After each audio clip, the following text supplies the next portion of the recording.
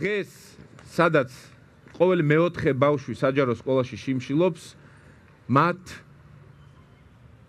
წინაშე ჩვენ გვაქვს უდიდესი და უმნიშვნელოვანესი პასუხისმგებლობა. პასუხისმგებლობა, რომ გადავარჩინოთ ჩვენი მომავალი თაობა და მხარდაჭერა გამოუცხადოთ სწორედ ამ პროცესში.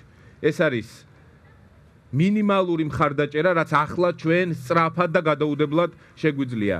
ჯანსაღი უფასო კვება საჯარო სკოლებში, რასაც დაჭირდება პირველადი სწრაფი საპილოტე სისტემისთვის 100 მილიონი ლარი დედაქალაქში. მინდა გავახსენო საზოგადოებას, რომ ჩვენ ეს უკვე შევძელით წალენჯიხაში, სადაც ასევე საპილოტე რეჟიმში პროდასავლურმა ოპოზიციურმა კოალიციამ, მათ შორის ძლიერმა საქართველოს ლელომ და გახარია საქართველოსთვის გუნდმა, სადაც სხვა პარტიებთან ერთად გვაქვს ოპოზიციური უმრავლესობა წალენჯიხაში, შევძელით ამ პროექტის განხორციელება და დღეს წალენჯიხელები დგანან რისკის წინაშე.